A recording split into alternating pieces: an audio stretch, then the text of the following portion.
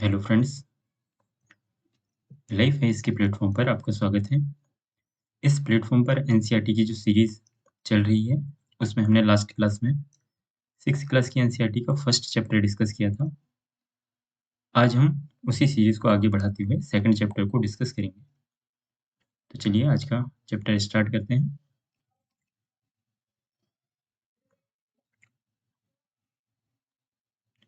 Last class का PDF हमारे ही Telegram channel life है इसमें अपलोड कर दिया गया है। आप वहां पर जाकर उसे डाउनलोड कर सकते हैं। तो चलिए आज का चैप्टर स्टार्ट करते हैं। अध्याय 2, आखेट खाद्य संग्रह से भोजन उत्पादन तक। तो इस अध्याय में हम जो आदि मानव थे या जो आरंभिक मानव थे, वो आखेट खाद्य संग्रह से, मतलब पहले जो भोजन का वो संग्रह करते थे, वहां से लेकर के भोजन का उत्पादन करने तक उनकी उनकी आखेट खाद्य संग्रह से भोजन उत्पादन तक की एक यात्रा को हम समझने का प्रयास करेंगे इस चैप्टर में। तो आज के जो मुख्य बिंदु होंगे, आरंभिक मानव, पाषाण काल, रहने की जगह निर्धारित करना, आग की खोज, बदलती जलवायु, खेती व पशुपालन, बसने की प्रक्रिया, एक नवीन जीवन शैली और स्थायी जीवन की ओर। तो आदि मानव का इस प्रकार से हम पूरा क्रम देखेंगे आज की क्लास में और समझने का प्रयास करेंगे कि वो कैसे आखेट खाद्य संग्रह से भोजन उत्पादन तक की यात्रा को पूरा करता है। तो आरंभिक मानव जो थे, शुरुआती मानव जो थे, उन्हें आखेटक खाद्य संग्राहक कहा गया। हमने लास्ट क्लास में भी इस शब्द को डिस्कस किया था। और आखेटक खाद्य संग्राहक जो थे, इन्हें ये नाम क्यों दिया जाता है? क्योंकि ये भोजन का इंतजाम करने की विधि के आधार पर इनको ये नाम दिया जाता है। यदि एग्जाम में आ जाता है कि आरंभिक मानव को आखेटक खाद्य संग्राहक क्यों कहा जाता है, तो इसका जो सबसे बेहतर आंसर होगा कि भोजन का इंतजाम करने की विधि के आधार पर उनको आखेटक या खाद्य संग्राहक कहा जाता था, क्योंकि उस समय तक इन्होंने कृषि करना नहीं सीखा था और अपने भोजन की जो भी व्यवस्था थी, तो वो उस भोजन का इंतजाम या तो वो शिकार करके करते थे या फिर जंगल से फल फूल को एकत्रित करके जीवन निर्वाह करते थे। और जो आरंभिक मानव होते थे, उनका जो जीवन था वो अस्थायी जीवन था। अस्थायी कहने से मतलब है कि वो हमेशा ही एक स्थान से दूसरे स्थान तक चलते रहते थे और एक स्थान से दूसरे स्थान जाने के पीछे यहाँ पर 4 कारण गिनाए गए हैं। उन 4 कारणों की हम चर्चा यहाँ पर कर लेते हैं। तो इसमें से पहला कारण था कि एक स्थान पर जब वो रहते थे, तो वहाँ का भोजन समाप्त हो जाने पर अन्य स्थान पर भोजन की वो तलाश में एक स्थान से दूसरे स्थान जाया करते थे। दूसरा इसका कारण है कि जब जानवर जो होते थे, जानवरों का भी शिकार करने के लिए वो एक स्थान से दूसरे स्थान जाते थे, क्योंकि जानवर भी अपने भोजन के लिए जंगल में एक स्थान से दूसरे स्थान तक जाते थे। तो इनका पीछा करते-करते आदि मानव भी एक स्थान से दूसरे स्थान जाते थे। तीसरा तीसरा कारण है इसका कि भिन्न-भिन्न मौसम में अलग-अलग स्थान की जो जलवायु है वो परिवर्तित होती थी। तो अलग-अलग मौसम में वहाँ की वनस्पतियाँ का विकास होता था, जिसके फलस्वरूप उन्हें अपनी खाद्य सामग्री को प्राप्त करने के लिए अलग-अलग मौसम में एक स्थान से दूसरे स्थान तक जाना पड़ता था। आप इस पॉइंट को अपने आपने जब ज्योग्राफी की क्लास कर रहे थे, तब आपने इस बात को पढ़ा था कि विभिन्न जलवायु में विभिन्न वनस्पतियों का विकास होता है। तो इसी के कारण उनसे प्राप्त होने वाली जो सामग्री है, जो भी कंदमूल फल हैं, उन्हें प्राप्त करने के लिए आरंभिक मानव एक स्थान से दूसरे स्थान तक गति करते थे या जाते थे। और चौथी आवश्यकता जो कि हमेशा ही बनी रहती है, वो है पानी की आवश्यकता। तो एक स्थान पर यदि पानी सूख जाता था, तो उस पानी की तलाश करने के लिए भी वो एक स्थान से दूसरे स्थान तक जाते थे। तो इस प्रकार से आप इन 4 कारणों की चर्चा कर सकते हैं कि आरंभिक मानव का जीवन स्थायी नहीं था, बल्कि वो कैसा था, अस्थायी था। और उस अस्थायी जीवन के होने के पीछे कौन से कारण जिम्मेदार थे? तो आप इन 4 कारणों की चर्चा कर सकते हैं मुख्य रूप से। फिर अगला पॉइंट पे बात करते हैं कि जो आरंभिक मानव थे, आरंभिक मानव पत्थर, लकड़ियों और हड्डियों के औजार बनाते थे, और जिनका उपयोग, इन औजारों का जो उपयोग है, वो फल-फूल काटने के लिए, हड्डियों और मांस को काटने के लिए, पेड़ों की छाल, जानवरों की खाल को उतारने के लिए और लकड़ियाँ काटने के लिए भी इन औजारों का वो उपयोग करते थे। तो आरंभिक मानव के विषय में आप इतनी जानकारियों को समेट सकते हैं और इनके विषय में आप बता सकते हैं। यदि कोई कथन बनाया जाता है कि आरंभिक मानव स्थायी जीवन व्यतीत करता था, तो वो कथन गलत हो जाएगा, क्योंकि उनका जीवन स्थायी जीवन नहीं था। वो एक जगह पर स्थिर नहीं रहते थे, बल्कि एक स्थान से दूसरे स्थान तक हमेशा ही अपने भोजन की व्यवस्था करने के लिए वो एक स्थान से दूसरे स्थान गति करते रहते थे। और एक टर्म आएगी इसमें, पुरा स्थल, इसे आर्कियोलॉजिकल साइट भी बोला जाता है। तो पुरा स्थल को हम कैसे डिफाइन करेंगे कि पुरा स्थल उस स्थान को कहते हैं जहां औजार, बर्तन और इमारतें जैसी वस्तुओं के अवशेष मिलते हैं। जो आरंभिक मानव जो औजार को यूज करते थे, जो बर्तन को यूज करते थे और जो इमारतें जैसी वस्तुएं हमें मिलती हैं, तो जिस स्थान पर ये सभी वस्तुएं मिलती हैं, इनके अवशेष जहां पर मिलते हैं, उस स्थान को हम पुरा स्थल के नाम से जानते हैं। कई बार एग्जाम में पूछा जा सकता है कि पुरा स्थल का अ, सर्वाधिक उपयुक्त रूप से कौन-सी शब्दावली इसको परिभाषित करती है? तो आप इस परिभाषा को ध्यान में रख सकते हैं कि पुरा स्थल उस स्थान को कहते हैं जहां औजार, बर्तन और इमारतें जैसी वस्तुओं के अवशेष मिलते हैं। ऐसी वस्तुओं का निर्माण लोगों ने अपने काम के लिए किया था और बाद में ये उन्हें वहीं पर छोड़ के चले गए। ये जमीन के ऊपर, अंदर और कभी-कभी समुद्र और नदी के तल पर में भी पाए जाते हैं। तो आपको इस बात को भी ध्यान रखना है कि ये जो औजार मिलते हैं, हमें ज़मीन के ऊपर भी मिल सकते हैं, अंदर भी मिल सकते हैं और कभी-कभी तो समुद्र और नदी के तल में भी पाए जाते हैं। आगे हम इनके विषय में और डिटेल में पढ़ेंगे। तो अभी तो आप इतनी जानकारी को ध्यान में रख सकते हैं। पहली तो इसकी इस शब्दावली को आप परिभाषित करना, और परिभाषित आप कैसे कर सकते हैं कि पुरा स्थल उस स्थान को कहते हैं जहाँ औजार, बर्तन और इमारतें जैसी वस्तुओं के हमें अवशेष मिलते हैं। तो उस स्थान को हम पुरा स्थल कहते हैं।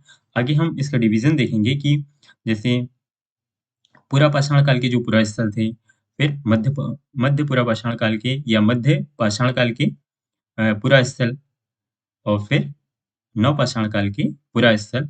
तो हम इनमें डिवीज़न देखेंगे कि उस समय के हमें कौन-कौन से साक्ष्य हमें मिलते हैं। चाहे वो औज़ार हो सकते हैं, बर्तन हो सकते हैं और इमारतें हो सकती हैं। तो अभी तक आपने आरंभिक मानव के विषय में समझा है और दूसरा पूरा स्थल को डिफाइन किया है। नेक्स्ट बिंदु पे बात करते हैं।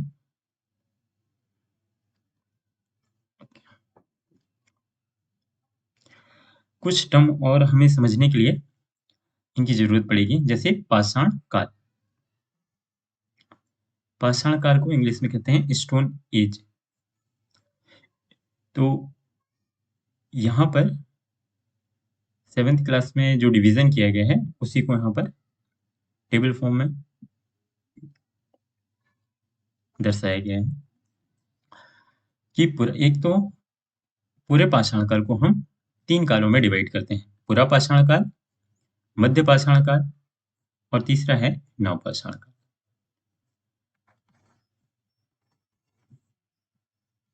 पूरा पाषाण काल को हम पैलियोलिथिक एज कहते हैं, मध्य पाषाण काल को मेसोलिथिक एज और नवपाषाण काल को न्यूलिथिक एज कहा जाता है। इसका जो टाइम पीरियड है, उसे भी आप मोटा-मोटा ध्यान में रख सकते हैं। अलग-अलग बुकों में कई बार अलग-अलग इसका डिवीज़न किया जाता है और कई बार नए अध्ययन भी होते रहते हैं, तो भी आपको इसमें चेंजेस देखने को मिल सकता है। लेकिन जो एनसीईआरटी जिस तरीके से इसके कालक्रम को विभाजित करती है, हमने उसे यहाँ पर रखा है। जैसे पुरा पाषाण काल का जो टाइम पीरियड माना जाता है वो 20 लाख साल पहले, यहाँ पर साल लिख रहे हैं आप, 20 लाख साल पहले से 12,000 साल पहले तक का जो समय है वो पुरा पाषाण काल कहलाता है। और मध्य पाषाण काल को हम डिवीजन करते हैं 12,000 साल पहले से 10,000 साल पहले तक का जो समय है उसे हम मध्य पाषाण काल के अंतर्गत रखते हैं। और एक 10,000 साल पहले से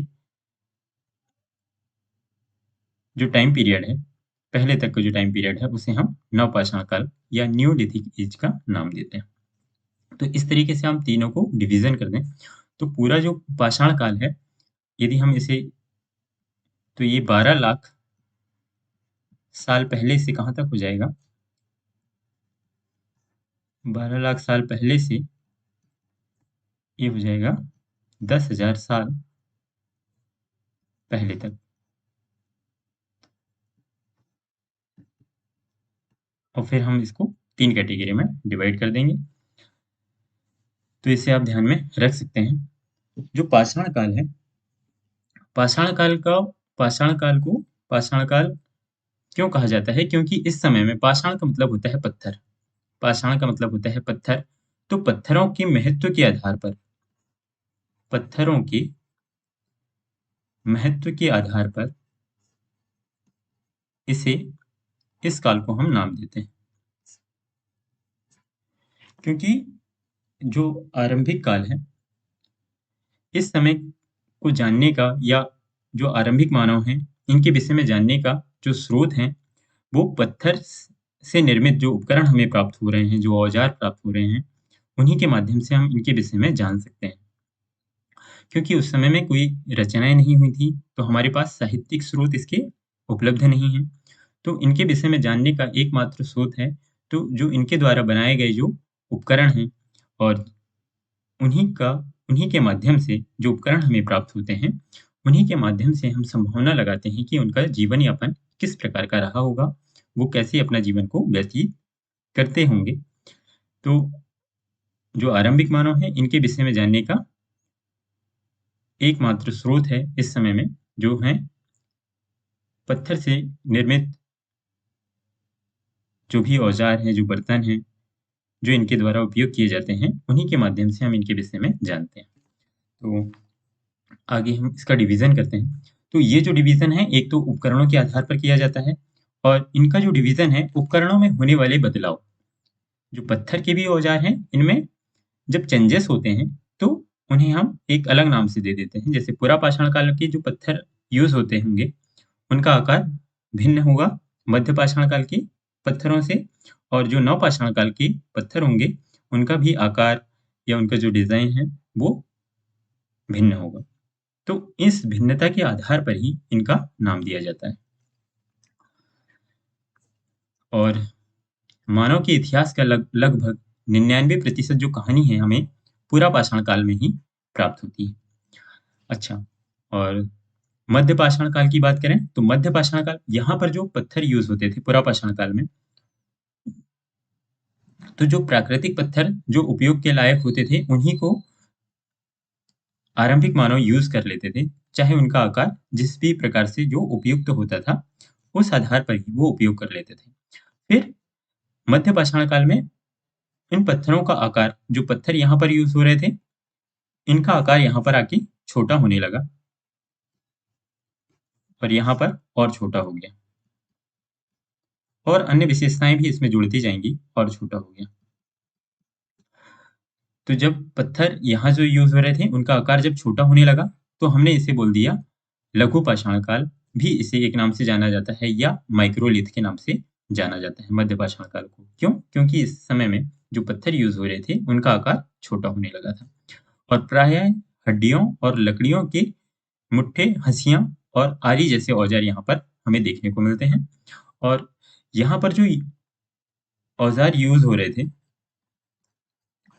वो पूरा पाषाण काल के औजार यहाँ पर भी यूज़ हो रहे थे। लेकिन अन्य औजार यहाँ पर शामिल होने के कारण हम इस काल को एक अलग डिवीज़न में बाँट देते हैं। क्योंकि जो पुरा पाषाण काल वाले जो औजार यूज़ हो रहे थे, उनके साथ-साथ अन्य प्रकार के जो हड्डियों से निर्मित और छोटे पत्थरों से निर्मित उपकरण का उपयोग होने के कारण इस काल को हम मध्य पाषाण काल का नाम दे देते हैं या माइक्रोलिथ या लघु पाषाण काल का नाम भी दे देते हैं। इसके बाद आता है नवपाषाण काल, नियोलिथिक एज। ये 10,000 साल पहले तक का टाइम पीरियड है और इसमें जो पत्थर को पत्थरों का जो आकार है वो और छोटा हो जाता था और जो औजार हैं इनकी जो धार है वो और अधिक पैनी होने लगी थी। और इसकी एक सबसे महत्वपूर्ण विशेषता है नव पाषाण काल की कि इन पत्थरों पर से जो औजार बनाए जाते थे उनमें पॉलिश भी होती थी। तो पॉलिशदार होते थे। तो यदि कहीं कोई कथन बना दिया जाता है कि पॉलिशदार पत्थरों का उपयोग या पॉलिशदार पत्थरों से निर्मित औजारों का उपयोग किस काल में हो रहा था, तो वो नवपाषाण काल की विशेषता थी। तो इसे आप ध्यान में रख सकते हैं। तो इस तरीके से आप तीनों का टाइम पीरियड को डिवीजन कर लेंगे और इसका जो टाइम पीरियड है उसे भी आप ध्यान में रखें क्योंकि इससे संबंधित अ, आरंभिक मानव जिस स्थान पर रह रहे थे उस वहाँ पर वो कौन-कौन सी गतिविधियाँ और करते थे इसके विषय में भी हमें जो जानकारी मिलेगी तो उसे समझने के लिए भी इस टाइम पीरियड का उपयोग हम करेंगे। अगला बिंदु हम देखते हैं कि रहने की जगह निर्धारित करना। तो इस मैप को एनसीईआरटी से लिया गया है। आप अपनी बुक में इस फिगर को देख सकते हैं। तो रहने की जगह निर्धारित करना। एक चीज़ और मुझे बताना था यहाँ पर कि ये जो पूरा पाषाण काल है, यहाँ पर मुख्य रूप से ये आइस एज का दौर था, मतलब हिम युग का समय था। हिम युग का समय था कि मतलब इस समय में बर्फ बहुत जमी हुई थी और जब मध्य पाषाण काल आता है, तो यहाँ पर आते-आते जलवायु में क्या होता है, परिवर्तन होता है। इस विशेषता को भी आप थोड़ा ध्यान में रखें। यहाँ आते-आते जलवायु परिवर्तन होता है और जलवायु परिवर्तन होने के साथ-साथ यहाँ पर तापमान में वृद्धि होती है। तो तापमान में वृद्धि होती है, फलस्वरूप यहाँ पर मध्य पाषाण काल में अन्य वनस्पतियों का भी विकास होता है, जो तापमान के अनुसार वहाँ पर विकसित हुई। तो आप इस बात को भी यहाँ पर ध्यान में रख सकते हैं। और फिर नवपाषाण काल की विशेषता, तो ये जो टेम्परेचर है, आज तक पृथ्वी का जो टेम्परेचर बढ़ते-बढ़ते आज की स्थिति में जहाँ पर है, तो उसे आप इसी विकास क्रम के साथ जोड़कर देख सकते हैं। तो पुरापाषाण काल का संबंध हिम युग से था और फिर मध्य पाषाण काल में जलवायु परिवर्तन हुआ और इसमें तापमान में वातावरण के तापमान में वृद्धि हुई। फलस्वरूप यहाँ पर कुछ वनस्पतियों का विकास हुआ और उन वनस्पतियों पर निर्भर कुल कुछ जीव जंतुओं का भी विकास हुआ। तो इस तरीके से आप इसकी क्रोनोलॉजी को भी थोड़ा-सा ध्यान में रख सकते हैं। तो ये जो टाइम पीरियड का जो डिवीज़न है, एक तो हमने उपकरणों के आधार आधार बनाते हुए किया है और दूसरा जलवायु में होने वाले परिवर्तन को भी ध्यान में रखा है। अब रहने की जगह निर्धारित करना, तो ये जो फिगर है, ये मैप जो है, इसमें कुछ महत्वपूर्ण पुरा स्थल हैं, उसे आप देख लें।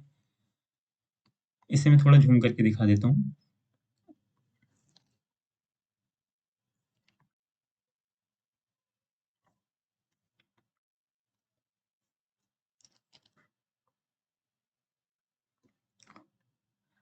तो यहाँ पर आप इस फिगर में जो संकेत दिए गए हैं, ये त्रिभुजाकार संकेत है, जो रेड से निशान में है। इसमें पूरा पाषाणिक पुरा स्थल को दर्शाया गया है। ये वर्गाकार नीले रंग में नवपाषाणिक पुरा स्थल को दर्शाया गया है और ग्रीन में महापाषाणिक पुरा स्थल को दर्शाया गया है और इस बैंगनी रंग में आपको आरंभिक गाँव के और फिर आधुनिक मानव का स्टार के रूप में आपको दर्शाया गया। तो जैसे नवपाषाणिक पुरास्थल, नवपाषाणिक पुरास्थल और पुरापाषाणिक पुरास्थल। तो पुरापाषाणिक में आप भीमबेटका को यहाँ पर देख सकते हैं। आगे इनकी विशेषताओं के संदर्भ में बहुत सी बातें हम आगे देखेंगे। तो इस फिगर में आप कौन से स्थान कहाँ पर हैं, उन्हें एक बार ध्यान से देख लें। पुरापाषाणिक स्थल में एक तो भीमबेटका है, एक है हुंसगी और एक है कुरनूल गुफाएँ, जो कि आंध्र प्रदेश में है। ये हैं आंध्र प्रदेश में। इसके बाद नवपाषाणिक पुरास्थल जो कि वर्गाकार नीले रंग से दिखाया गया है। एक यहाँ पर आप नीचे देख सकते हैं पय्यमपल्ली, एक है हल्लूर।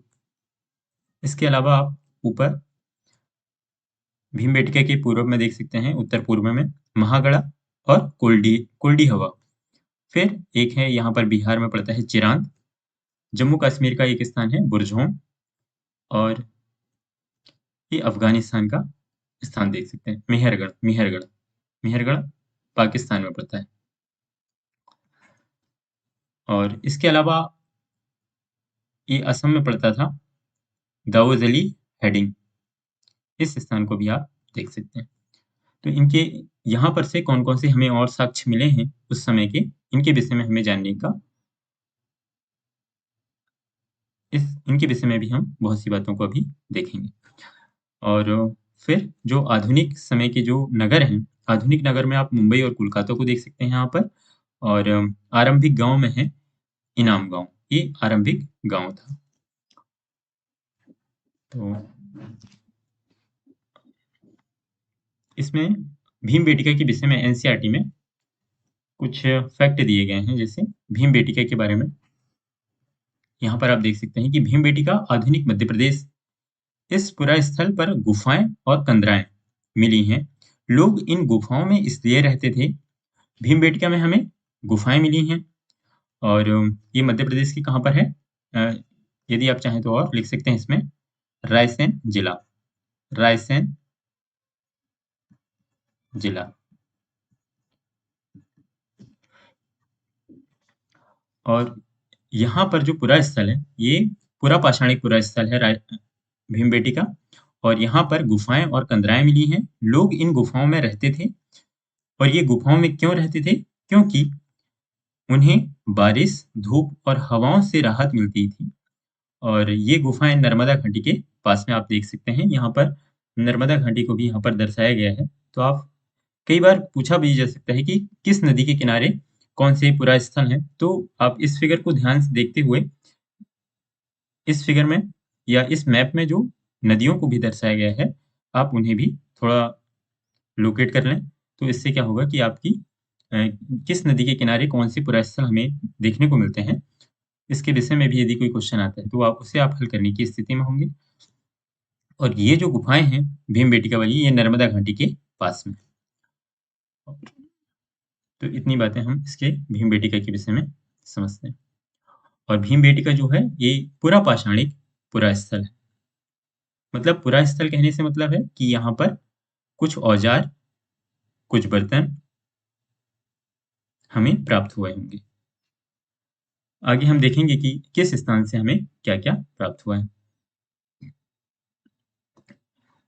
एनसीईआरटी को अभी अपडेट कर दिया गया है। इसमें 2 चैप्टर, जो पहले 2017 के आसपास जो एनसीईआरटी आती थी, उसमें 2 चैप्टर थे। और जो अभी करंट में जो एनसीईआरटी चल रही है, उसमें 2 चैप्टरों को मर्ज करके एक सेकंड चैप्टर में ही शामिल कर दिया गया है। तो उसमें यदि आप किसी के पास पुरानी एनसीईआरटी है तो आप उसको भी पढ़ते रहें। उसमें फिर भी ज़्यादा कंटेंट दिया हुआ है। और इन स्थानों से हमें जैसे अनाज और हड्डियाँ मिले हैं, और वो किस पुरा स्थल से हमें प्राप्त हुए हैं। तो आप देख सकते हैं जैसे कि गेहूँ, जौ, इसको थोड़ा-सा ज़ूम कर देता हूँ। जैसे कि आप गेहूँ, जौ, भेड़-बकरी, मवेशी, ये मेहरगढ़ में आधुनिक पाकिस्तान से प्राप्त हुए हैं हमें। मेहरगढ़ जो कि आधुनिक पाकिस्तान में है, वहाँ से हमें प्राप्त हुए हैं। और आप ये इस बात को भी लास्ट क्लास में आपने देखा था कि जो सुलेमान और किरथर पहाड़ियाँ थी, वहाँ पर ही कृषि के सर्वप्रथम साक्ष्य प्राप्त हुए थे। वहाँ पर ही भेड़-बकरी और मवेशी का भी पशुपालन किया गया था। तो आप इस बात को वहाँ से कोरिलेट भी कर सकते हैं लास्ट क्लास से। इसके अलावा जो चावल है और जानवरों की हड्डियों के टुकड़े, कोल्डी हवा, जो कि आधुनिक उत्तर प्रदेश में है, यहाँ से हमें प्राप्त हुआ है। इसके अलावा चावल, मवेशी, मिट्टी पर खुरों के निशान इनके मिले हैं, तो हमने अंदाज़ा लगाया है कि वहाँ पर कोई मवेशी पाए जाते रहे होंगे। तो ये महागढ़ा से मिला है। महागढ़ा जो कि उत्तर प्रदेश में, आधुनिक उत्तर प्रदेश में आता है। गेहूँ और दलहन हमें गुफ्रक्राल या आधुनिक कश्मीर से प्राप्त हुए हैं। गेहूँ, दलहन, कुत्ते, मवेशी, भैंस, भेड़-बकरी, ये सब हमें बुरज़होम से प्राप्त हुए हैं, जो कि आधुनिक जम्मू कश्मीर में है। तो आप इन स्थानों को जो हमने अभी ऊपर जो इस मैप को जो देखा है, इसके साथ ये जो जानकारी दी गई है, इसे आप मर्ज कर लें, तो आप अ, इसके बारे में बेहतर तरीके से समझ पाएँगे। और फिर आगे देखें आप कि गेहूँ, हरे चने, जौ, भैंस, बैल ये हमें कहाँ से प्राप्त हुए हैं? चिरांद से प्राप्त हुए हैं, आधुनिक बिहार से। इनके अवशेष प्राप्त हुए हैं। और ज्वार, बाजरा, मवेशी, भेड़, बकरी, सूअर, ये हल्लूर, हल्लूर कहाँ पर आता है? आधुनिक आंध्र प्रदेश में आता है। काला चना, ज्वार, बाजरा, मवेशी, भेड़, सूअर, ये सब हमें कहाँ से मिले हैं? पय्यमपल्ली, आधुनिक आंध्र प्रदेश में। तो कई बार ये जो स्थान है, ये कई तरीके से एक तो पुरा स्थल के दृष्टि से तो ये स्थान महत्वपूर्ण है ही। ये वर्तमान समय में भारत के किन राज्यों में अवस्थित हैं? तो मैच द कॉलम वाले जो क्वेश्चन आते हैं कई बार, तो वो यहाँ से डिज़ाइन हो सकते हैं। तो आप इस फिगर को ध्यान से देख लें और इस जानकारी को 1-2 बार रिवीजन करते रहें और एटलस में इन स्थानों को देखते रहें, तो अ, आपकी ये समझ बेहतर हो जाएगी कि कौन-सा पुरा स्थल से हमें कौन से अनाज, हड्डियाँ प्राप्त हुए हैं और वो किस आधुनिक राज्य में अवस्थित हैं, इसके बारे में आपकी समझ बेहतर हो जाएगी। तो यहाँ पर हमने इतना पढ़ा है कि पाषाण काल का डिवीज़न देखें। पाषाण काल के डिवीज़न के बाद हमने रहने की जगह निर्धारित की कि पुरा स्थल, जो कुछ महत्वपूर्ण पुरा स्थल थे, वो कहाँ पर हैं और हमें उनसे कौन-कौन सी चीज़ें प्राप्त हुई। आगे बढ़ते हैं। आग की खोज। तो आग की खोज जो कुरनूल गुफा है, कुरनूल गुफा अभी आपने पीछे पढ़ के आए हैं, ये कहाँ पर है? आंध्र प्रदेश में है, आधुनिक आंध्र प्रदेश में। इस कुरनूल गुफा से हमें राख के अवशेष प्राप्त हुए हैं और राख के अवशेष प्राप्त हुए हैं, तो हमने इस बात का अनुमान लगाया है कि आरंभिक मानव आग जलाना सीख गए थे। कि यदि हमें राख का अवशेष प्राप्त हो रहा है, इसका मतलब है कि आरंभिक मानव ने आग जलाना सीख लिया था। और इस आग का उपयोग वो किस किस लिए करते होंगे? प्रकाश के लिए, मांस भूनने के लिए या खतरनाक जानवरों को दूर भगाने के लिए भी वो इस आग का उपयोग करते रहे होंगे। आपको यहाँ पर इस बात को भी ध्यान रखना है कि आरंभिक जो मानव थे, इनके विषय में हमें जानने के लिए कोई एग्ज़ैक्ट सोर्स प्राप्त नहीं है या हमें कोई साहित्यिक स्रोत नहीं मिलता है या कोई पुस्तकें नहीं मिलती हैं जिनसे हम इनके विषय में वास्तविक स्थिति को समझ पाएँ। तो चाहे वो इतिहासकार हों या पुरातत्वविद हों या मानव शास्त्री हों, जो भी आरंभिक मानव के विषय में खोज करते हैं, तो जो साक्ष्य उन्हें मिलते हैं, उन्हीं के आधार पर वो संभावना लगाते हैं कि जो भी चीज़ें उन्हें प्राप्त हो रही है, जो अवशेष प्राप्त हो रहे हैं, तो संबंधित चीज़ों का वो किस रूप में उपयोग करते रहे होंगे, इसकी एक संभावना लगाई जाती है। तो ये सब संभावना वाले संभावना के रूप में ही आप इसे ध्यान में रखें। इसके विषय में कोई कथन पूरा-पूरा सही भी नहीं हो सकता और पूरा गलत भी नहीं होगा। राख के अवशेष मिलने का मतलब है कि वहाँ पर पहले आग जलाना उन लोगों ने सीख लिया होगा। तो इस बात का इतिहासकारों ने अनुमान लगाया है कि आरंभिक मानव आग जलाना जानते रहे होंगे और जिसका उपयोग वो प्रकाश के लिए, मांस भूनने के लिए और खतरनाक जानवरों को दूर भगाने के लिए करते थे। आप इस बात को और ध्यान रखें कि जो आग की खोज हुई थी, वो मध्य पाषाण काल में हो गई थी, मध्य पाषाण काल।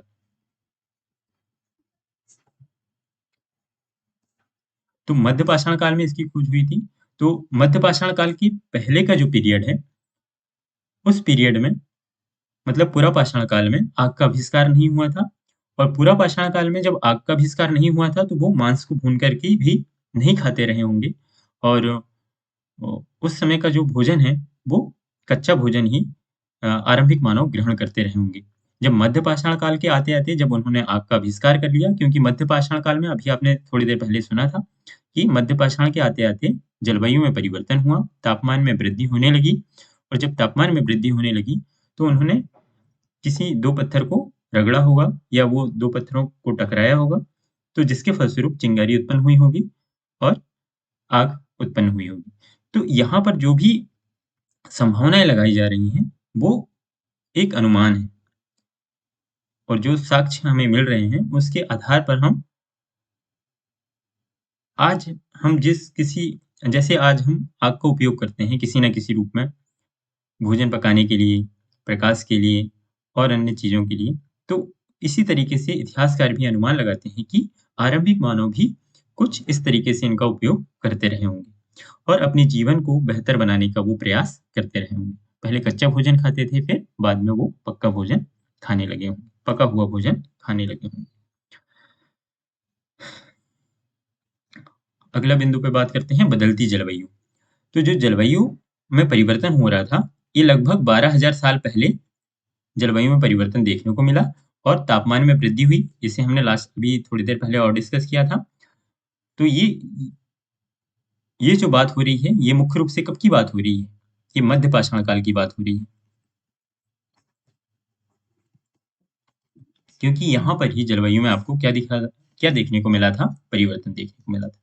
तो तापमान में वृद्धि हुई और तापमान में वृद्धि होने के फलस्वरूप जलवायु में परिवर्तन होने के कारण ही तापमान बढ़ा होगा। तो इससे इस तापमान के अनुकूल अन्य घास के मैदान बने होंगे, अन्य प्रकार की घासें उत्पन्न हुई होंगी और उन घासों पर जिनका जीवन निर्वहन हो सकता था, इस प्रकार के कुछ पशुओं का भी यहाँ पर संख्या बढ़ी फिर।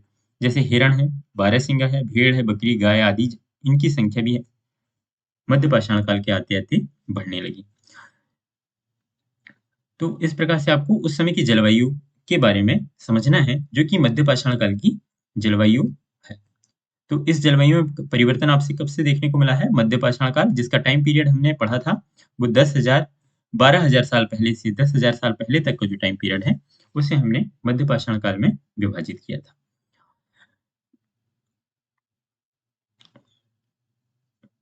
ये जो पाषाण काल है, इसके विषय में हमें कोई तारतम्यता एग्ज़ैक्ट मिलती नहीं है, इसलिए इसकी इसकी जो जानकारी है काफ़ी बिखरी-बिखरी हमें महसूस होती है।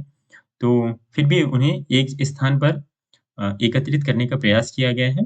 जब हम आगे के चैप्टर पढ़ेंगे, चाहे वो हड़प्पा सभ्यता है या सिंधु घाटी सभ्यता की बात करें, वहाँ से फिर वैदिक युग आएगा, तो वैदिक युग से हमें काफ़ी साहित्यिक स्रोत मिलने लगेंगे। तो उस टाइम पीरियड से, वैदिक काल से, चाहे वो ऋग्वैदिक हो, उत्तर वैदिक काल हो, फिर उसके बाद बुद्ध बौद्ध काल हो, उसके बाद चाहे फिर मौर्योत्तर, गुप्तोत्तर, तो इनकी हमें एक प्रॉपर तरीके से एक क्रोनोलॉजी मिलेगी। व्यवस्थित रूप से हम वहाँ के समाज, वहाँ की राजव्यवस्था, वहाँ की आर्थिक स्थितियों के बारे में हमें बहुत से ऐसे स्रोत प्राप्त हो जाएँगे, जिससे हम उस समय के होने वाली गतिविधियों पर बेहतर तरीके से वर्णन कर सकते हैं। लेकिन पाषाण काल के विषय में हमें बहुत साहित्यिक जानकारी नहीं मिलने की वजह से यहाँ पर जानकारी काफ़ी बिखरी हुई देखने को मिलती है और काफ़ी संभावना पर या अनुमान पर आधारित है। तो इस बात को आपको ध्यान में रखना है। फिर खेती और पशुपालन करना मनुष्य ने कब सीखा होगा? तो इसी जलवायु में जब परिवर्तन हुआ होगा, तो भिन्न इस उपमहाद्वीप के, जो भारतीय उपमहाद्वीप है, इसके भिन्न-भिन्न इलाकों में गेहूँ, जौ, धान जैसे अनाज का उत्पादन होने लगा और ये प्राकृतिक रूप से उगने लगे। और जब मानव इनके साथ में रहा होगा, तो उसने फिर देखा होगा कि उन पौधों के बीज गिरते होंगे और फिर से वो उगने लगे होंगे, तो उसने खुद भी खेती करना सीखा होगा। तो जब मैं ये इस शब्द का उपयोग कर रहा हूँ कि वो उन्होंने सीखा होगा या वो ऐसा करते रहे होंगे, तो हम एक प्रकार से एक संभावना को दर्शा रहे हैं कि वो उन्होंने इस तरीके से हो सकता है कि उन्होंने ऐसा कार्य करना सीखा होगा। फिर सर्वप्रथम जो पुरातत्वविद हैं, वो कहते हैं कि सर्वप्रथम आरंभिक मानव ने जंगली कुत्ते के पूर्वज को पालतू बनाया। ये बात को आप लोग को ध्यान में रखना है। इसके स्थान पर यदि कोई कथन बना देता है कि सर्वप्रथम उन्होंने भेड़ को या बकरी को या गाय को पालतू बनाया था, तो ये कथन गलत हो जाएगा। तो इस फैक्ट को थोड़ा-सा आप ध्यान में रखें कि आरंभिक मानव ने सर्वप्रथम जंगली कुत्ते के पूर्वज को पालतू बनाया था और फिर बाद में उन्होंने भेड़, बकरी और गाय को अ, पालतू जानवर बनाया। एक है बसने की प्रक्रिया। इस टर्म को आपको थोड़ा सा ध्यान में रखना है। बसने की प्रक्रिया इसे कैसे डिफाइन करते हैं कि लोगों द्वारा, इसे थोड़ा जूम कर देता हूँ।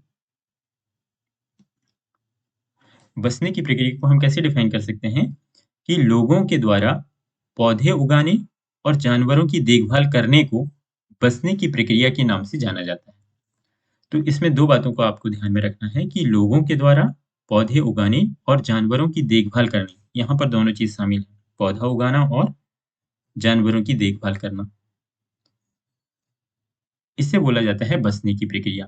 कई बार हिस्ट्री के जो क्वेश्चन होते हैं उनमें किसी शब्द को सुपरिभाषित कौन सा सबसे अच्छा परिभाषित करता है, इस टाइप के जो क्वेश्चन आते हैं तो वो इन्हीं टर्मों को छोटा छोटा पूछ लेते हैं कई बार। तो आपको इसकी परिभाषा को भी ध्यान में रखना है। इसके पहले हमने पूरा स्थल की परिभाषा को देखा था, तो उसे भी आपको ध्यान में रखना है। अपनाए गए ये पौधे तथा जानवर अक्सर जंगली पौधे और जानवरों से भिन्न थे, क्योंकि जिन्हें वो अपना रहे हैं वो जंगली पौधे और जानवर से क्या होंगे, भिन्न होंगे। इसकी वजह यह है कि बसने की प्रक्रिया की दिशा में अपनाए गए पौधे या जानवरों का लोग चयन करते हैं। उदाहरण के तौर पर लोग उन्हीं पौधों और जानवरों का चयन करते हैं जिनके बीमार होने की संभावना कम हो। यहाँ पर ये टेबल फॉर्म में ऑलरेडी एनसीईआरटी में दिया है, तो मैंने इसे यहाँ पर शामिल कर दिया है, क्योंकि ये जो बॉक्स दिए जाते हैं एनसीईआरटी में वो इम्पोर्टेंट होते हैं, तो आप इसको डिटेल में ही पढ़ लें। और यही नहीं, उदाहरण के तौर पर लोग इन्हीं पौधे और जानवरों का चयन करते हैं जो बीमार होने की संभावना जिनकी कम होती है। यही नहीं, लोग उन्हीं पौधों को चुनते हैं जिनसे बड़े दाने का अनाज पैदा होते हैं, साथ ही जिनके मजबूत डंठल अनाज के पके दानों का भार संभाल सकें। तो ये जो लोग थे आरंभिक मानव, ये जिस पौधों का चुनाव कर रहे थे वो तो एक जंगली पौधे से अलग होगा, और दूसरा इनमें जो दाने होंगे वो बड़े दाने होंगे। इनके जो बीज होंगे मतलब बड़े बड़े बीज होंगे, और इनकी जो डंठल होगी वो मजबूत होगी, ताकि जब वो अनाज पके उनमें तो वो उसके भार को भी सहन कर सके। ऐसे पौधों के बीजों को संभाल कर रखा जाता है ताकि फिर से उगाने के लिए उनको उनके गुण सुरक्षित रहें। उन्हीं जानवरों को आगे प्रजनन के लिए चुना जाता है जो आमतौर पर अहिंसक होते हैं। और ये भी देखा जाता है कि कई बार जानवर जो हिंसक जानवर होते हैं उन्हें तो पालतू नहीं बनाते रहे होंगे ये लोग, जो अहिंसक जानवर होंगे उन्हें ही पालतू बनाते होंगे। सॉरी। इसीलिए हम देखते हैं कि पाले गए जानवर एवं कृषि के लिए अपनाए गए पौधे जंगली जानवरों और पौधों से भिन्न होते हैं। मिसाल के तौर पर जंगली जानवरों की तुलना में पालतू जानवरों के दांत और सींग छोटे होते हैं। जैसे आप यहाँ पर इस फिगर में देख सकते हैं, एक है ये पालतू जानवर का दांत, एक है यहाँ पर जंगली जानवर का दांत। जंगली जानवर का जो दांत होगा वो अपेक्षाकृत बड़ा होगा। बसने की प्रक्रिया पूरी दुनिया में धीरे-धीरे चलती रही, करीब 12,000 साल पहले शुरू हुई। तो कई बार क्वेश्चन यहाँ से कथन बना सकता है कि बसने की जो प्रक्रिया है वो कब से प्रारंभ हुई? तो करीब 12,000 साल पहले से शुरू हुई। 12,000 पहले से क्यों शुरू हुई? तो आपको इसका संबंध कहाँ से लेके आना है? आपको जलवायु से मैच करना है कि जलवायु में परिवर्तन कब से प्रारंभ हुआ था? 12,000 साल पहले से ही परिवर्तन हुआ था और तापमान बढ़ने लगा था। तापमान बढ़ने के फलस्वरूप नए पौधों का विकास हुआ, नए जानवरों की का भी विकास हुआ होगा और उनकी संख्या बढ़ी होगी। वास्तव में आज हम जो भोजन करते हैं वो इसी बसने की प्रक्रिया की वजह से है। कृषि के लिए अपनाई गई सबसे प्राचीन फसलों में गेहूं, जौ आते हैं, जो कि हमें कहाँ पर मिल रहे थे? मेहरगढ़ में। और उसी तरह सबसे पहले पालतू बनाए गए जानवरों में कुत्ते के बाद भेड़-बकरी आते हैं। इसे हमने अभी थोड़ी देर पहले भी डिस्कस किया था और यहाँ पर भी इसकी जानकारी दी गई है, तो आप इस बात को और अच्छे से इम्पोर्टेंट करके इसे याद कर लें। जहाँ से क्वेश्चन पूछे जा सकते हैं, उन बातों को तो हमें गौर से देखना ही है। और यदि आप प्रीवियस ईयर क्वेश्चन पेपर देखते हैं और किस तरीके से हिस्ट्री के क्वेश्चन डिज़ाइन होते हैं, तो आप इस चैप्टर को और अच्छे से समझ सकते हैं कि कौन-सी बातें हमारे लिए इम्पोर्टेंट हैं। अब हमारा जीवन आगे बढ़ता है और एक नवीन जीवन जीवन शैली जो आरंभिक मानव वो अपनाने लगते हैं। तो इसे आप थोड़ा देखें। तो जब इन्होंने अपने उपयोग के लायक अनाज को चुना होगा, जिसके पौधे उगाए जा सकते हैं, तो उस अनाज का उपयोग ये किस लिए करते होंगे? एक तो बीज के रूप में करते होंगे, खाद्य के रूप में, उपहार के रूप में, और उस अनाज का ये जब इन्हें भंडारण भी करते होंगे, क्योंकि उम, उस अनाज का खाने के लिए भी भंडारण करते होंगे, और यदि उसकी बुआई करना है, तो भी उन्हें सुरक्षित रखा जाता होगा, तो इसके लिए इन्हें भंडारण की ज़रूरत पड़ती होगी। और ये भंडारण ये बड़े-बड़े बर्तनों में, टोकरियों में और गड्ढे खोद कर भी उसमें रखा करते थे।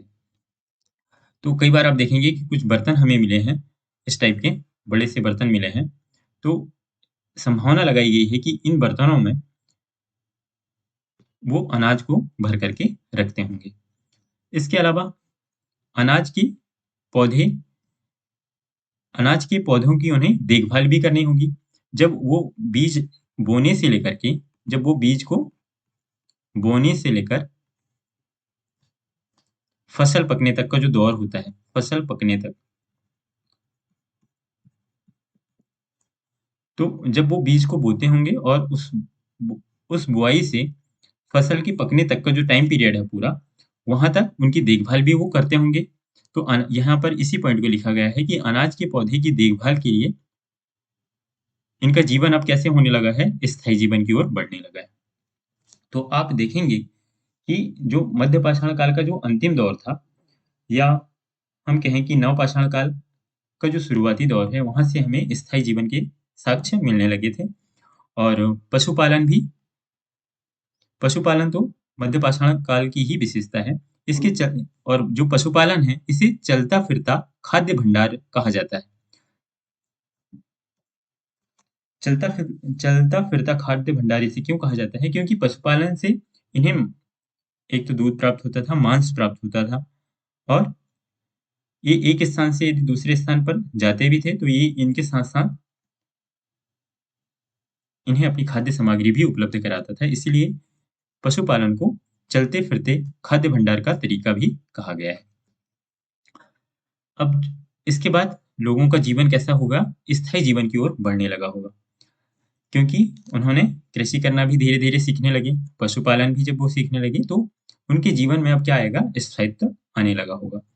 तो इसी बात को आगे बढ़ाया है इसने, कि स्थायी जीवन की ओर जब हम देखते हैं, तो पुरातत्वविद क्या होते हैं? कि जो कि पुरानी वस्तुओं, जो भी औज़ार हैं, वस्तुएँ हैं, जो भी उपकरण हमें मिलते हैं, तो उनके विषय में ये अध्ययन करते हैं। जो व्यक्ति उनका अध्ययन करते हैं, उन्हें हमने लास्ट क्लास में बोला था कि उन्हें हम पुरातत्वविद कहते हैं। तो ये जो पुरातत्वविद हैं, जिस स्थान से उन्हें ये वस्तुएँ मिलती हैं, तो उस स्थान को पुरास्थल कहते हैं। तो कुछ पुरास्थल इन्हें प्राप्त हुए हैं, जहाँ पर इन्हें झोपड़ियों और घरों के निशान मिले हैं। तो जहाँ पर लोग झोपड़ियाँ बनाएँगे या घर बनाएँगे, तो हम इस बात की संभावना लगाएँगे कि हो सकता है कि लोग उन घरों पर या उन झोपड़ियों में स्थायी रूप से जीवन व्यतीत करते रहे होंगे। इसका बहुत अच्छा एग्ज़ाम्पल एक मिलता है बुर्ज होम जो कि कश्मीर में है। यहाँ पर गर्तावास मिले हैं। गर्तावास का मतलब होता है ज़मीन के नीचे गड्ढे खोद करके रहना। ज़मीन के नीचे गड्ढा बना कर के रहना। और जब वो नीचे ज़मीन में जाते थे, तो यहाँ पर सीढ़ियाँ भी होती थीं। इस बात को भी आपको थोड़ा-सा ध्यान में रखना है। सीढ़ियाँ होती थीं और नीचे वो गड्ढा बना कर के यहाँ पर रहते थे।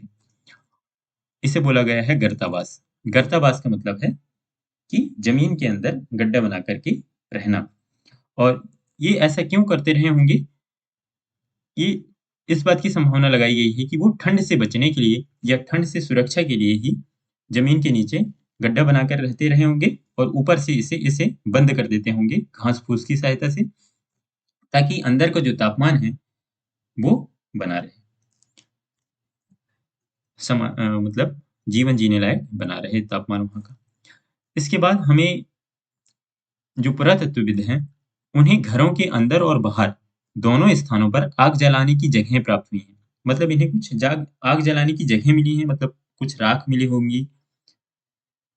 तो इस बात की संभावना लगाई गई इसके माध्यम से कि हो सकता है कि आरंभिक लोग जो थे, वो मौसम के अनुसार खाना पकाते होंगे। जब ठंड का मौसम या फिर बरसात का मौसम होगा, तो बरसात के मौसम में वो घर के अंदर बनाते रहे होंगे खाना।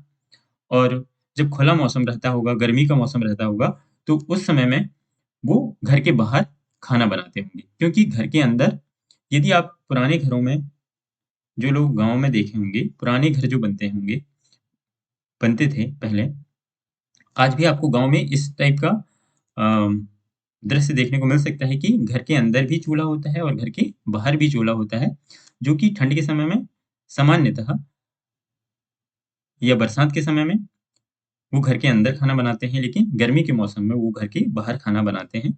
तो इन सब बातों को आज के परिप्रेक्ष्य से कहीं न कहीं जोड़ करके देखा जाता है और पुरातत्वविद हों या इतिहासकार हों, हमारी आज की जो जीवन शैली है, उसमें वो कितना बदलाव हो चुका है, उसे भी समझने का प्रयास करते हैं और इसी से वो इस बात का भी अंदाज़ा लगाते हैं कि वो लोग आरंभिक मानव इन स्थानों का कैसे उपयोग करते रहे होंगे। इसके बाद पत्थर के कुछ औज़ार प्राप्त हुए हैं हमें और ये जो औज़ार मिले हैं, ये पुरापाषाण युगीन उपकरणों से हमें भिन्न हैं, तो इन्हें बोला गया है जो नए औज़ार मिले हैं, नए किस्म के जो औज़ार मिले हैं, इन्हें नवपाषाण युग का औज़ार माना गया और इनकी हमने इसकी विशेषता अभी पीछे भी पढ़े हैं कि ये जो औज़ार थे नवपाषाण युग के, ये इनकी धार जो होती थी वो और अधिक पैनी होती थी, मतलब ये नुकीले होते थे, काफ़ी नुकीले बनते थे जैसे कि इस टाइप से, ये कोई पत्थर रहा होगा तो ये नुकीला पत्थर रहता था और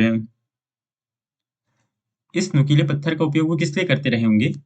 चाहे वो पेड़ों की छाल को निकालना हो या फिर उन्हें कंदमूल खोदना हो, तो भी वो इस नुकीली पत्थरों का उपयोग करते रहे होंगे या फिर मांस के लिए जानवरों की जो खाल है, उसे भी अ, छीलने के लिए वो इन नुकीले पत्थरों का उपयोग करते रहे होंगे। और इस समय के जो औज़ार थे, वो पॉलिशदार होते थे। इसकी भी बात हमने पहले कर चुका है। और कुछ औज़ार और मिले हैं जैसे ओखली और मूसल भी मिले हैं। इसके अलावा मिट्टी के बर्तन और उन मिट्टी के बर्तनों में कुछ अलंकरण भी आपको देखने को मिलता है।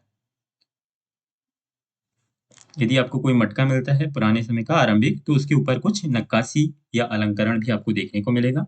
और फिर कपास का उत्पादन के बारे में भी हमें जानकारी मिलती है कि जब लोगों ने स्थायी जीवन प्रारंभ कर दिया, स्थायी जीवन जीने लगे, तो उस समय में कपास का उत्पादन भी होने लगा, तो इस बात की संभावना है कि वो लोग वस्त्रों से वस्त्र बनाना जानते रहे होंगे। अब मेहरगढ़ से हमें जीवन और मृत्यु के कुछ साक्ष्य मिले हैं। तो मेहरगढ़ का जो स्थान है, जो कि पाकिस्तान में है, एक कई दृष्टि से महत्वपूर्ण है। यहाँ पर हमें कई विशेषताएँ आरंभिक मानव की मिलती हैं और जब वो स्थायी जीवन जीने लगे थे। तो ईरान जाने का ये जो मेहरगढ़ है, एनसीईआरटी में इसकी कुछ तथ्यों की जानकारी दी गई है कि ये ईरान जाने वाले रास्ते पर बोलन दर्रा पड़ता है। उस बोलन दर्रे के पास में मेहरगढ़ अवस्थित है और ये जो है हरा-भरा समतल स्थान है पूरा और संभवतः इस इलाके में स्त्री और पुरुषों ने गेहूँ, जौ उगाना सीखा सबसे पहले और भेड़-बकरी को पालना भी सीखा इन्होंने। और आपने थोड़ी देर पहले पढ़ा था कि सर्वप्रथम कृषि के साक्ष्य भी हमें कहाँ पर से मिलते हैं? मेहरगढ़ से प्राप्त होते हैं और हमने लास्ट क्लास में भी डिस्कस किया था कि जो किरथर और सुलेमान पहाड़ियाँ हैं, उस क्षेत्र में ही हमें कृषि के साक्ष्य देखने को मिलते हैं और ये स्थान भी मेहरगढ़ उसी इलाके में अवस्थित है। इसी इसके बाद हमें कुछ जानवरों की हड्डियाँ मिली हैं और ये जानवरों की जो हड्डियाँ हैं, वो जंगली जानवरों के साथ-साथ पालतू जानवरों की भी मिली हैं। इसके अलावा मेहरगढ़ से कुछ चौकोर और आयताकार घरों के अवशेष प्राप्त हुए हैं। तो भी हम इस बात का अंदाज़ा लगा सकते हैं कि मेहरगढ़ में भी स्थायी आवास प्रारंभ हो गया था और ये लोग मृत्यु के बाद जो मृतक व्यक्ति है और उसके साथ में बकरी को दफना देते थे। इन लोगों की ये सोच होती थी, इस बात की भी संभावना है कि ये जो लोग थे, ऐसा मानते रहे होंगे कि व्यक्ति मरने के बाद भी जीवित रहता है, तो उसे जीने के लिए कुछ सामग्री चाहिए। तो ये जिन वस्तुओं का भोजन के लिए उपयोग करते थे, जिन पशु-पक्षियों का उपयोग करते थे, उसको भी ये मृतक व्यक्ति के साथ में दफना देते थे। तो हमें मेहरगढ़ से कुछ साक्ष्य मिले हैं, जहाँ पर मृतक के साथ बकरी को दफनाने के साक्ष्य मिले। और इसी तरीके से आप एक स्थान को और ध्यान में रख सकते हैं, जो बुर्ज होम है। बुर्ज होम जो कि कश्मीर में है यहाँ पर भी मृतक व्यक्ति के साथ कुत्ते को दफनाने का सर्वप्रथम साक्ष्य हमें मिला है कि मृतक के साथ कुत्ते को दफनाने का साक्ष्य मिला है बुर्ज होम से, और मेहरगढ़ से हमें मिला है मृतक और बकरी को दफनाने की साक्ष्य मिला है। तो इन फैक्टों को भी आप थोड़ा-सा ध्यान में रख लें। और जो एनसीईआरटी में कुछ इस टाइप से फिगर दिया है कि मेहरगढ़ का जो घर होता था, वो इस प्रकार से आयताकार, अभी आपने पढ़ा है कि चौकोर या आयताकार घर होते थे, तो इसमें सामान्यतः 4 कमरे होते थे। तो इस फिगर को आप देखेंगे तो कम से कम इनकी कुछ विशेषताएँ आपको ध्यान में रह सकती हैं। इसके अलावा मेहरगढ़ की जो कब्र है, तो यहाँ पर ये मृतक व्यक्ति है और इसके साथ ये बकरी को भी दफनाया गया है। तो आप इस तरीके से भी ध्यान में रख सकते हैं। जैसे आप इस नवपाषाण युग का ये कुछ उपकरण है, जैसे कि ये पत्थर कैसे हो रहे हैं, नुकीले बनाए जाने लगे हैं, और आप देख सकते हैं कि इसमें थोड़ी सी चमक भी आपको दिखाई दे रही है। तो ये नवपाषाण युगीन पत्थर है या उपकरण है। काफी फैक्चुअल जानकारी दी गई है इस चैप्टर में, तो संभवतः ये चैप्टर यहाँ पर आके कंप्लीट होता है। इस चैप्टर से संबंधित यूपीएससी ने तो अभी यहाँ से डायरेक्ट क्वेश्चन नहीं आए हैं, मतलब, बट स्टेट पीएससी ने यहाँ से क्वेश्चन कई बार पूछा है, तो हम उन क्वेश्चनों को देख लेते हैं। एक चीज आपको ध्यान रखना है कि यहाँ पर जो क्वेश्चन डिस्कस किए जा रहे हैं, विशेष रूप से तो हम यूपीएससी को फोकस कर रहे हैं, लेकिन यदि संबंधित चैप्टर से हमें यूपीएससी के कुछ क्वेश्चन नहीं मिलते हैं, तो हम स्टेट पीएससी के क्वेश्चन को भी शामिल कर सकते हैं। और कई बार स्टेट पीएससी में पूछे गए क्वेश्चन भी यूपीएससी भी रिपीट कर देता है कई बार। तो इस दृष्टि से भी हम कुछ क्वेश्चन प्रीवियस ईयर में आए हुए जो स्टेट पीएससी हैं, उनके क्वेश्चन को भी शामिल कर लेंगे। तो इससे हमारी ओवरऑल एक इम्पोर्टेंस, संबंधित चैप्टर की जो इम्पोर्टेंस है उसे समझने में, और कौन सी जानकारी हमारे लिए महत्वपूर्ण है इसे समझने में सहायक हो सकती है। जैसे इसका एक प्रीवियस ईयर में एक क्वेश्चन आया है, मध्य प्रदेश पीएससी ने पूछा है इसको, भीमबेटका किसके लिए प्रसिद्ध है? तो भीमबेटका में अभी आपने पढ़ा है कि वहाँ पर गुफाएँ मिली हैं, और गुफाओं में लोग क्यों रह रहे थे? क्योंकि वो अ, अपने जीवन की सुरक्षा के लिए, चाहे वो शिकारियों से हो या फिर ठंड से सुरक्षा हो या वर्षा से सुरक्षा के लिए वो गुफाओं में रहते होंगे। हमने इस बात को पढ़ा था। और यहाँ पर शैल चित्र मिले हैं। शैल चित्र मतलब पत्थरों पर उकेर कर कुछ चित्र बनाए गए हैं, कुछ पेंटिंग बनाई गई है, तो इसके लिए भी भीमबेटका प्रसिद्ध है। तो यहाँ पर से शैल चित्र मिले हैं। एनसीईआरटी में भी कुछ शैल चित्र के बारे में जानकारी दी गई है। यदि आप एनसीईआरटी की रीडिंग एक बार करते हैं तो उसमें भी शैल चित्र के बारे में कुछ जानकारी दी गई है। इसके बाद हम दूसरा क्वेश्चन देखते हैं कि गर्त आवास के साक्ष्य कहाँ से प्राप्त हुए हैं? तो गर्त आवास हमें कहाँ से मिला है? गर्त आवास हमें मिला था बुर्ज होम से।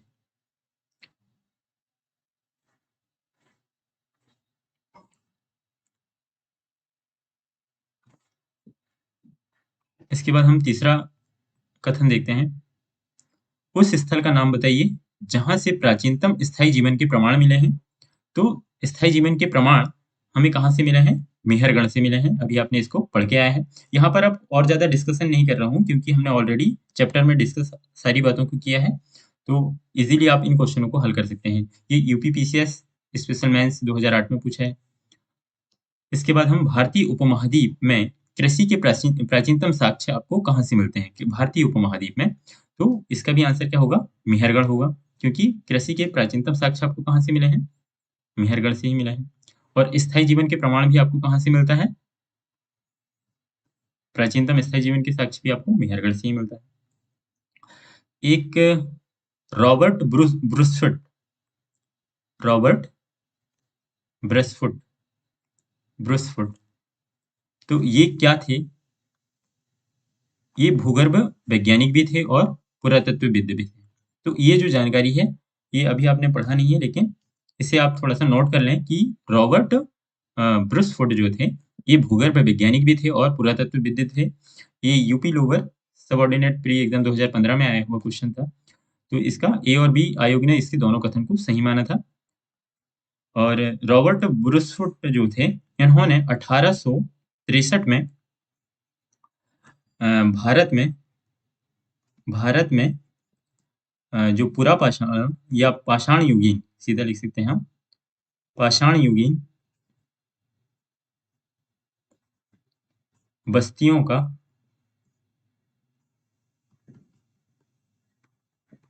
अन्वेषण किया इन्होंने, अन्वेषण प्रारंभ किया। तो भारत में जो पुरा पाषाण युगीन जो भी अन्वेषण हो रहे थे, तो उसके विषय में सबसे पहले जो अन्वेषण भारत में किया गया वो 1863 में किन्होंने किया था? रॉबर्ट ब्रूसफील्ड। जो जूलॉजिकल सर्वे होता है भारत में, तो उसके उसी के रूप में, उसी के नेतृत्वकर्ता के रूप में रॉबर्ट ब्रूसफील्ड ने 1863 में भारत में पाषाण युगीन बस्तियों का अन्वेषण प्रारंभ किया था। तो इस फैक्ट को भी आप थोड़ा-सा ध्यान में रख सकते हैं।